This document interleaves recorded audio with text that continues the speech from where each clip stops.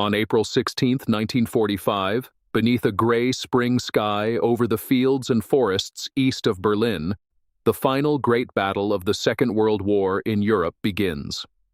Along the banks of the River Oder, a vast Soviet army stands ready.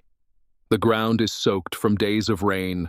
The roads are crowded with artillery pieces, fuel trucks, tanks, and thousands of soldiers waiting in silence for the command to move. In the distance, the German capital lies less than 100 kilometers away. For the men of the Red Army, this is the last barrier before Berlin. For the forces defending it, this is no longer a battle for victory. It is a fight for survival. As dawn breaks, the horizon disappears beneath a storm of fire. More than 40,000 Soviet guns and mortars begin their bombardment against German positions. The earth shakes. Trees are torn apart. Villages that have existed for generations vanish into smoke and dust. The sound is overwhelming, a continuous roar that stretches across the landscape.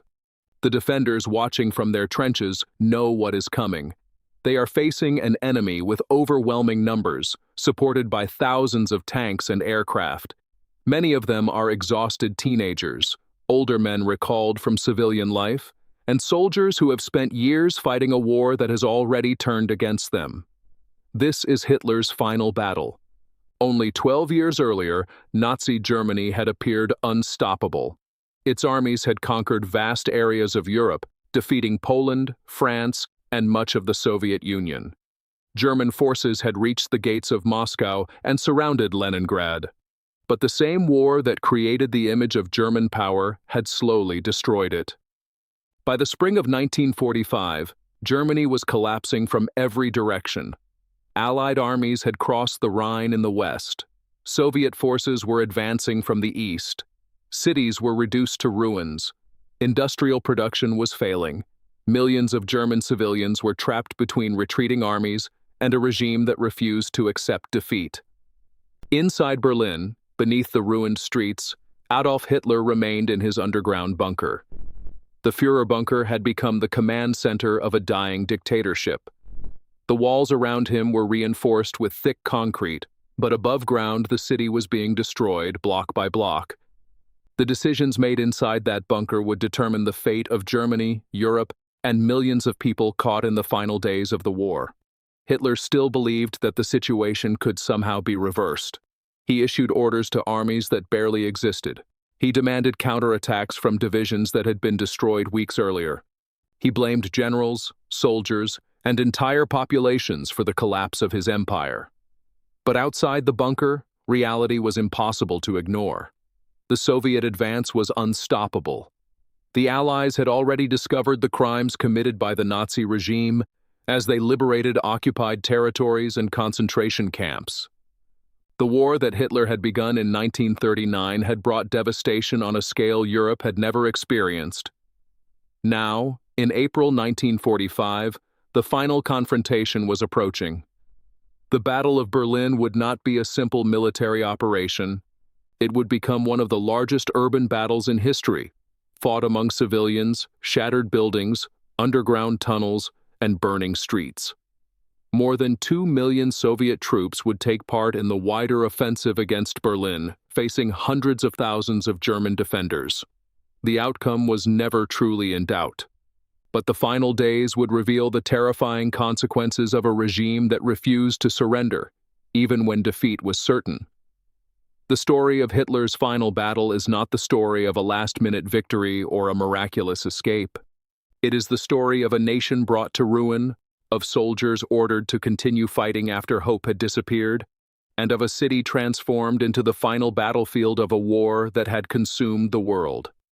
To understand how Berlin reached this moment, it is necessary to return to the decisions that brought Nazi Germany to the edge of destruction. When Germany invaded Poland on September 1, 1939, the attack marked the beginning of a conflict that would eventually involve most of the world. The German military, built around speed, coordination, and surprise, achieved a series of rapid victories known as Blitzkrieg, or Lightning War. The fall of France in June 1940 seemed to confirm German superiority. Within weeks, one of Europe's strongest armies had been defeated. Britain remained defiant, but Germany controlled much of the continent. The turning point came with Operation Barbarossa, the invasion of the Soviet Union launched on June 22, 1941. It was the largest military operation in history at that time. More than 3 million Axis troops crossed into Soviet territory along a front stretching thousands of kilometers. German commanders expected a rapid victory, but the Soviet Union proved far more resilient than anticipated. The conflict became a war of exhaustion. Vast distances, harsh weather, determined Soviet resistance, and enormous casualties gradually weakened the German war machine. The defeat at Stalingrad in early 1943 marked a catastrophic turning point. The German Sixth Army, once considered one of the most powerful formations in the world, was destroyed. Around 91,000 German soldiers surrendered, although many would die in Soviet captivity. The defeat shattered the belief that Hitler's armies were invincible.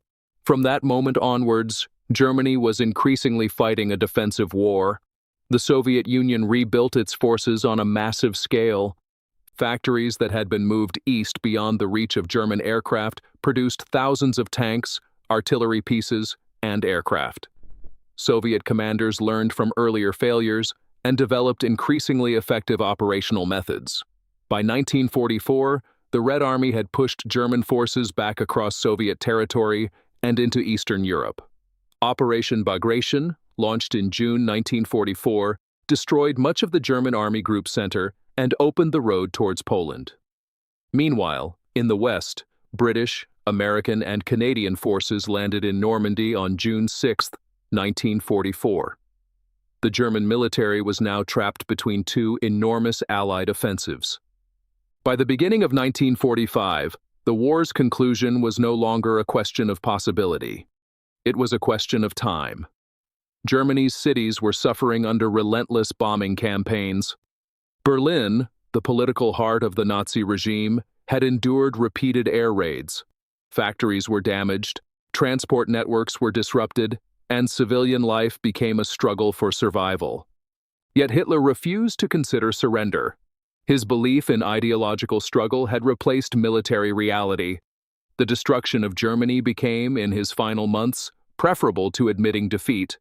The defense of Berlin was therefore shaped not only by military necessity, but by the decisions of a collapsing dictatorship. The men ordered to defend the capital faced an impossible task. The German forces available for the final battle were a mixture of regular army units, Waffen-SS formations, police units, Volkssturm militia, and inexperienced recruits. The Volkssturm had been created in late 1944 as a national militia. It included men who had previously been considered too old or unfit for frontline service. Many had only basic training before being sent into combat with limited weapons and little chance of survival. Their equipment reflected Germany's desperate situation. Some carried older rifles. Others used weapons captured from foreign armies. Anti-tank weapons, such as the Panzerfaust, gave small groups the ability to destroy armored vehicles at close range, but they could not compensate for the overwhelming strength of the Soviet offensive. The defense of Berlin was not based on strength, it was based on desperation. As Soviet artillery continued to fire along the Oder River on that April morning, the final chapter of Nazi Germany had begun. The battle would soon move from open fields into the streets of Berlin itself, where tanks would fight among apartment blocks, civilians would shelter beneath the ground, and the last orders of Hitler's regime would echo from a bunker beneath a ruined city. Few moments in modern history had carried such a weight of destruction. And yet, as the world prepared to witness the collapse of the Third Reich, the battle for Berlin was only beginning. For more incredible true stories from World War II, carefully researched and brought to life, subscribe to the channel and never miss a new documentary. The Soviet breakthrough across the Oder River was not immediate. The German defenders, although exhausted and heavily outnumbered, had prepared layers of defensive positions designed to slow the advance towards Berlin. The landscape east of the capital became a battlefield of trenches, minefields, artillery positions, and shattered villages. The most important defensive area was the Silo Heights, a series of elevated ridges overlooking the Oder floodplain. From these positions, German forces could observe the approaching Soviet army and direct artillery fire against the advancing troops. The commander responsible for defending this sector was General Theodor Busse, leading the German Ninth Army. His forces were badly weakened, but the terrain offered a natural advantage. Behind every ridge, behind every village, behind every road junction, German troops prepared to delay the Soviet advance for as long as possible. Opposing them was Marshal Georgy Zhukov, one of the Soviet Union's most experienced commanders. Zhukov had played a central role in major Soviet victories, including the defense of Moscow and the defeat of German forces at Stalingrad. Now he commanded the powerful First Belarusian Front, whose mission was to break through the German defenses and reach Berlin. The Soviet plan relied on overwhelming force. Hundreds of thousands of soldiers, thousands of artillery pieces, and large numbers of armored vehicles were concentrated for the attack. But the first days of the offensive were more difficult than Soviet commanders expected. The battlefield became a landscape of confusion. Powerful searchlights were used by Soviet forces to illuminate the battlefield during the night assault, but smoke, dust, and artillery explosions reduced visibility rather than improving it. German artillery responded with heavy fire, and the marshy ground slowed the movement of tanks and infantry. The fighting at Silo Heights became one of the final major defensive battles of the European War. Soviet casualties were heavy. Exact numbers remain uncertain, but historians estimate that tens of thousands of Soviet soldiers were killed or wounded during the struggle for the heights. For the German defenders, however, the situation was impossible. They lacked reserves, fuel, and ammunition. Every soldier lost was almost impossible to replace. After several days of intense combat, Soviet forces finally broke through the German positions. The road to Berlin was open. At the same time, another Soviet army approached from the south. Marshal Ivan Konev's First Ukrainian Front advanced through eastern Germany, creating a massive encirclement movement around the German capital. The competition between Zhukov and Konev over who would capture Berlin reflected both military ambition and political importance. Taking the Nazi capital would become one of the most symbolic victories of the entire war. Inside Berlin, the atmosphere was increasingly desperate. The city had already suffered years of bombing, but now the danger came from the ground. Soviet artillery could strike almost anywhere. Refugees crowded into streets carrying whatever possessions they could save. Underground stations became shelters where families waited in darkness while explosions shook the city above them. The German authorities continued to issue orders for resistance. Propaganda insisted that Germany could still be saved. Newspapers and radio broadcasts spoke of secret weapons, new armies, and coming victories. But ordinary people could see the truth. The streets were filled with abandoned military vehicles. Food was becoming scarce. Buildings stood damaged and burning. The sounds of battle grew closer every day. The Soviet advance into the city began on April 21, 1945, when artillery shells reached Berlin itself. For the first time, the German capital was directly under attack from Soviet ground forces. The battle that followed was unlike any previous engagement of the war. Berlin was a city of wide avenues, dense residential districts, government buildings, railway lines, bridges, and underground infrastructure. Every street could become a defensive position. Every building could become a fortress. German soldiers placed machine guns in apartment windows. Snipers occupied upper floors. Anti-tank teams waited among the ruins with Panzerfaust weapons capable of destroying Soviet tanks at short distances. The Soviet forces responded with their own enormous firepower. Tanks moved forward behind infantry formations. Artillery fired continuously. Engineers cleared obstacles and repaired damaged routes. Urban warfare created a unique kind of danger. A tank could dominate an open battlefield, but in a city it could be attacked from hidden positions. A single soldier carrying an anti-tank weapon could destroy a vehicle worth thousands of hours of industrial labor. The Soviet T-34 tank, one of the most famous armored vehicles of the war, became a central part of the advance. Introduced in 1940, the T-34 combined mobility, protection, and firepower in a design that had influenced armored warfare around the world. The standard T-34-85 version used during the final battles carried an 85mm gun and had improved armor compared with earlier versions. It was not invulnerable, but it was produced in enormous numbers. Soviet factories built more than 57,000 T-34 tanks of all variants during the war, allowing the Red Army to replace losses on a scale Germany could no longer match. The German defenders had more advanced designs in some areas. Tanks, such as the Panther and Tiger, possessed powerful guns and thick armor. The Tiger I, introduced in 1942, carried an 88mm gun that was highly effective against Allied and Soviet armor. However, these vehicles were expensive, complicated, and slow to produce. Germany built around 1,350 Tiger I tanks, compared with the tens of thousands of Soviet medium tanks produced during the war. The difference reflected a larger reality. Germany increasingly focused on technological superiority.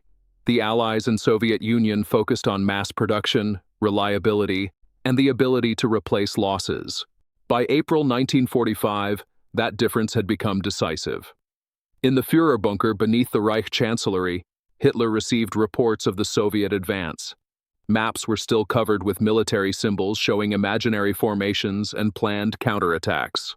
Officers attempted to explain the reality of the situation, but Hitler increasingly rejected information that contradicted his expectations. On April 20, 1945, his 56th birthday, Soviet artillery was already reaching Berlin. The birthday celebration inside the bunker was a grim and unusual scene. Senior officials gathered in the underground rooms while the city above them burned. Many of those present understood that the end was approaching. Some prepared to escape. Others remained because they believed they had no alternative. Among them was Joseph Goebbels, the Nazi propaganda minister, who brought his family into the bunker during the final days. He remained loyal to Hitler until the end, despite the collapse surrounding them. The bunker became the center of a dying regime. Above ground, the battle continued. Soviet forces pushed deeper into Berlin, fighting for railway stations, bridges, government buildings, and major roads. The fighting was brutal, with both sides suffering heavy casualties. The Reichstag building became one of the most important symbolic objectives. Although it no longer served as the center of government power, capturing it represented the defeat of Nazi Germany itself. Soviet troops reached the building during the final days of April and fought fierce battles inside and around it. On April 30, 1945, as Soviet forces closed in, Hitler ended his own life inside the Führer bunker. The exact circumstances surrounding the final hours remain the subject of historical investigation, but surviving records confirm that Hitler died in the bunker that afternoon. The man who had begun the most destructive war in human history was gone. But the battle was not over. Thousands of soldiers continued fighting. Civilians remained trapped among the ruins. Orders continued to be issued from commanders who knew the war was lost.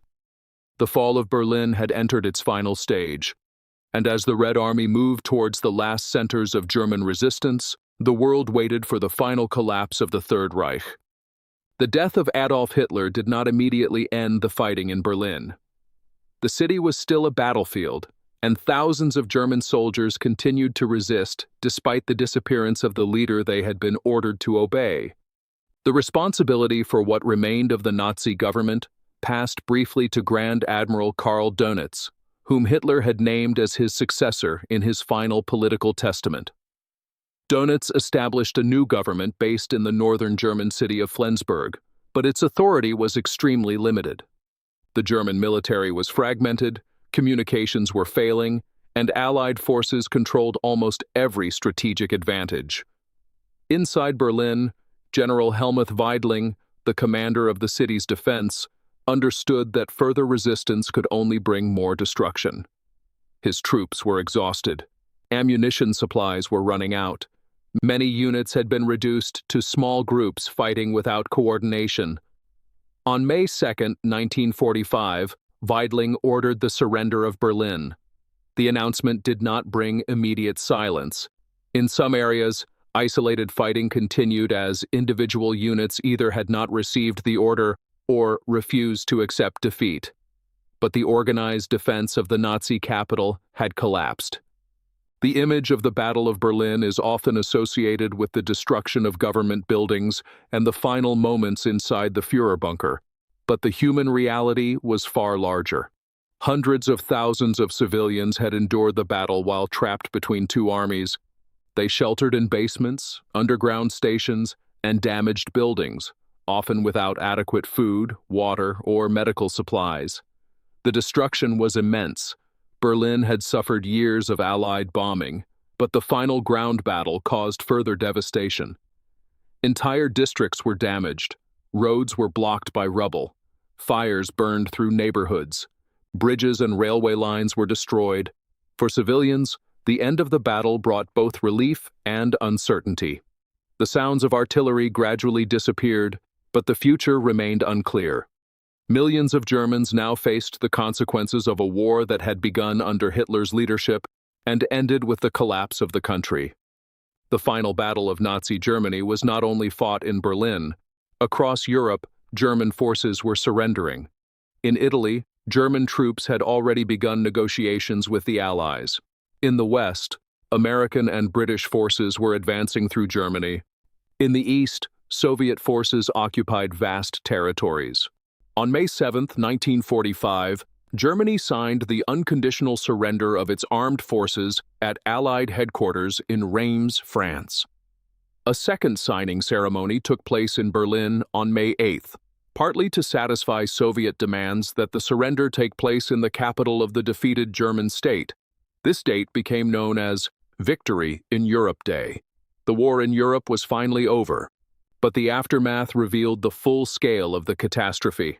Across the continent, millions had been killed. Cities had been destroyed. Economies had collapsed. The Nazi regime's crimes, including the systematic murder of 6 million Jews in the Holocaust and the persecution and killing of millions of others, had been exposed to the world. The fall of Berlin became not only a military defeat, but the final evidence of the consequences of Nazi ideology and total war. Yet the battle itself remains a subject of military study because of its scale, complexity, and the lessons it provided about modern warfare. One of the most significant comparisons is between the Soviet approach and the methods used by Germany during the war. At the beginning of the conflict, Germany's military doctrine relied heavily on speed and coordination. The combination of tanks, infantry, aircraft, and communications created rapid breakthroughs during the invasions of Poland and France. However, the same approach became less effective when Germany faced opponents with greater industrial capacity and strategic depth. The Soviet Union suffered enormous losses during the early years of the war. In 1941, German forces destroyed or captured thousands of Soviet vehicles and aircraft during the opening stages of Operation Barbarossa. However, Soviet industry was gradually reorganized. Factories were relocated east of the Ural Mountains, beyond the reach of German bombers, and production expanded dramatically. By 1945, the balance had changed completely. The Soviet Union could replace losses faster than Germany could inflict them. The Red Army had learned how to conduct large-scale offensives involving hundreds of thousands of troops, supported by artillery, armored formations, and air power. The United States and Britain followed a similar principle of industrial strength. American factories produced vast numbers of vehicles, aircraft, ships, and weapons. The Sherman tank, for example, was not the most heavily armored Allied tank of the war, but it was reliable, easy to maintain, and produced in large quantities. More than 49,000 Sherman tanks were built between 1942 and 1945. Germany's Panther tank was technologically impressive, with sloped armor and a powerful 75mm gun. In many respects, it was one of the best tanks of the war. However, mechanical problems, production difficulties, and fuel shortages limited its effectiveness. The contrast was not simply about engineering quality, it was about the ability to sustain a war. A weapon is not only measured by its design, it is measured by how many can be produced, maintained, supplied, and operated under battlefield conditions. The final battle for Berlin demonstrated this reality. German technology remained dangerous. A single Panzerfaust could destroy a Soviet tank. German artillery could still inflict heavy casualties. Experienced soldiers could still fight effectively. But technology alone could not overcome isolation, shortages, and overwhelming opposition.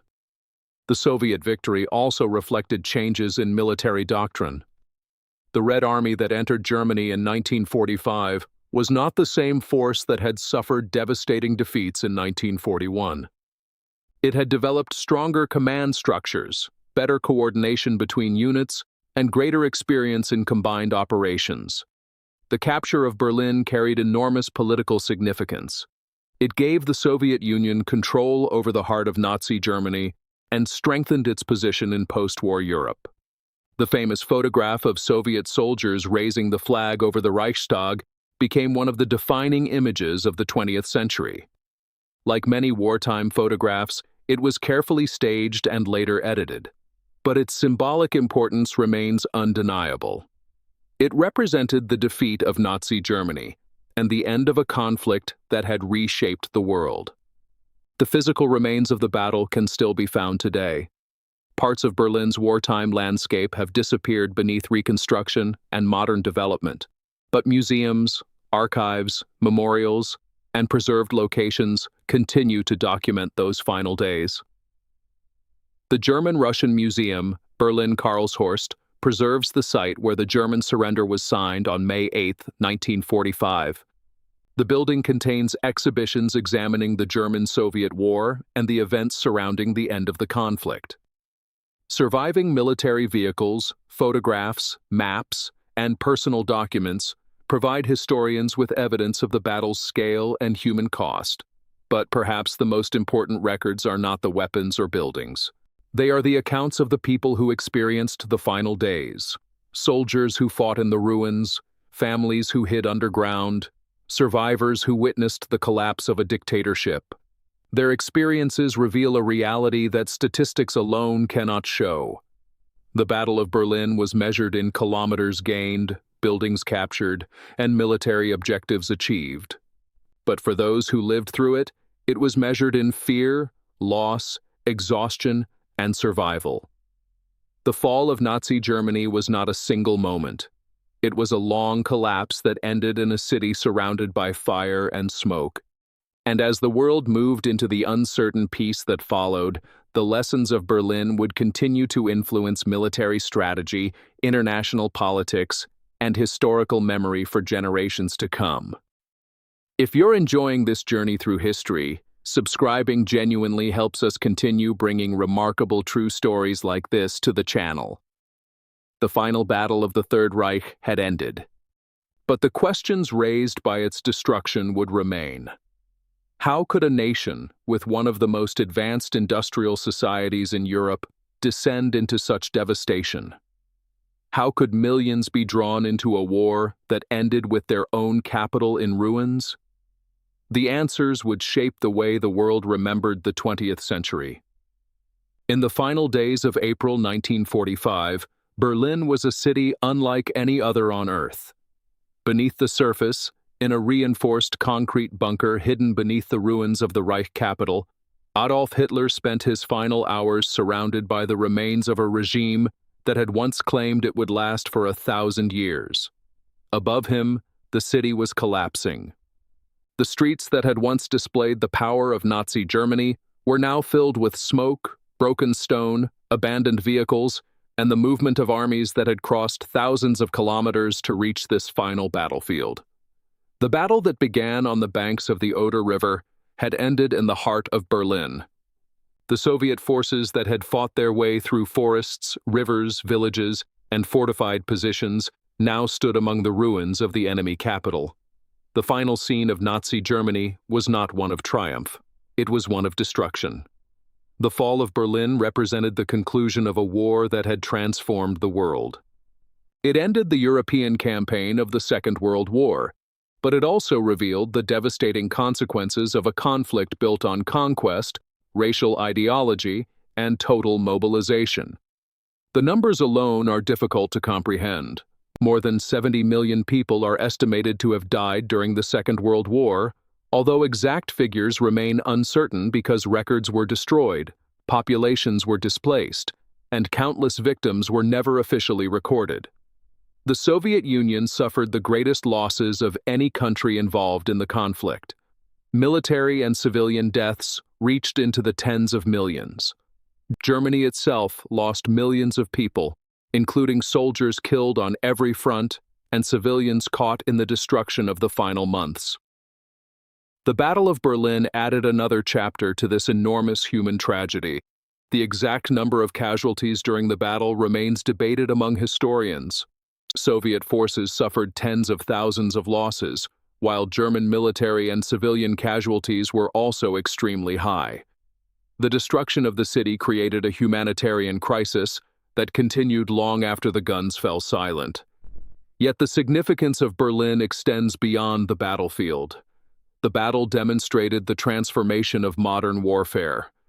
By 1945, victory depended not only on individual weapons or battlefield courage, but on industrial power, logistics, intelligence, communications, and the ability to sustain a prolonged conflict.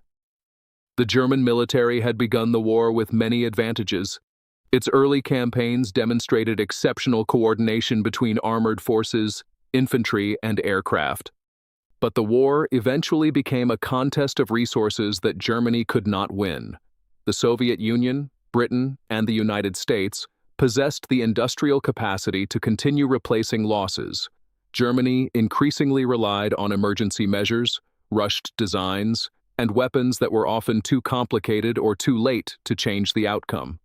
The final battle in Berlin exposed this reality. German engineers had created advanced weapons, including jet aircraft, improved submarines, and highly capable armored vehicles. Some of these designs influenced post-war technology. The development of German rockets, particularly the V-2 program, also contributed to later space exploration and missile development after the war. However, these achievements existed alongside the destructive policies and crimes of the Nazi regime. Technology alone could not save a state whose strategic decisions had created enemies across the world. After 1945, military planners studied Berlin carefully. Urban warfare became an increasingly important subject. The battle showed the challenges of fighting in large cities, where civilians, infrastructure, and military targets exist together in a complex environment.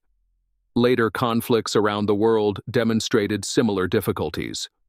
From the Korean War to conflicts in the Middle East, commanders continued to study the problems revealed in Berlin: how to advance through dense urban areas, how to protect civilians, and how to balance military objectives with humanitarian concerns. The battle also influenced political history. After Germany's surrender, the country was divided into occupation zones controlled by the United States, Britain, France, and the Soviet Union. Berlin itself, although located deep inside the Soviet occupation zone, was also divided among the victorious Allied powers. This division would become one of the most visible symbols of the Cold War. The city that had represented Nazi power became a front line between two opposing political systems. In later decades, the Berlin Wall would transform the city into a symbol of the division between East and West. But the memory of 1945 remained central. Today, museums, archives, and memorials preserve the evidence of those final months. Objects recovered from the battlefield, military documents, photographs, and personal accounts allow historians to reconstruct the events with increasing detail.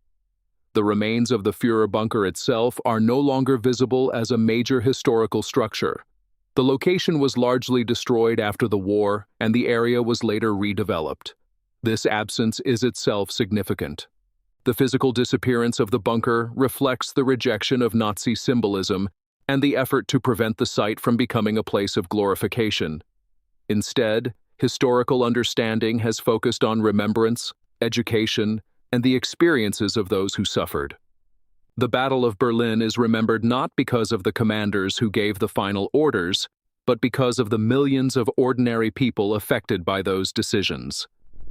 The young Soviet soldier advancing through ruined streets, the German civilians searching for water among damaged buildings, the families sheltering beneath the ground while artillery shook the city above them, the prisoners liberated from Nazi concentration camps as Allied forces uncovered the full horror of the regime. Their experiences form the true meaning of the battle. When the first Soviet artillery shells fell on Berlin in April 1945, few people inside the city could have imagined that they were witnessing the final moments of one of the most destructive governments in modern history. The soldiers fighting along the Oder were not simply attacking a military position, they were approaching the center of a dictatorship that had brought war across an entire continent. The civilians hiding in basements were not simply surviving another bombing raid, they were living through the collapse of a world they had known for years. And the officers inside the bunker were not directing a final victory. They were presiding over the end of a regime built on violence and aggression. The Battle of Berlin remains one of history's most powerful examples of how wars end. Not with a single explosion, not with a single order, but through the accumulation of decisions, sacrifices, failures, and consequences that eventually become impossible to escape. The city that Hitler had intended to make the center of a global empire became the place where that ambition finally died. The armies that entered Berlin in 1945 left behind more than ruins. They left behind a warning about the dangers of unchecked power and the cost of ideological fanaticism. But they also left behind a record of human endurance. Engineers who built extraordinary machines, soldiers who endured unimaginable conditions, civilians who survived among the ruins, historians who continue to examine the evidence decades later, searching for lessons from the past. The final battle of Nazi Germany was not a story of a heroic last stand. It was the final chapter of a catastrophe. A catastrophe created by choices made years earlier, carried forward through millions of lives, and ended beneath the burning streets of Berlin. On that spring day in 1945, the guns finally began to fall silent. The flags of a defeated Germany were removed. The ruins of Berlin stood as evidence of what had happened. And from those ruins emerged a new world, shaped forever by the memory of the war that had ended there. Because the fall of Nazi Germany was not only the end of a battle, it was the moment when humanity was forced to confront the terrible price of ambition without limits, and to remember that even in the darkest chapters of history, the future is ultimately shaped by the choices people make.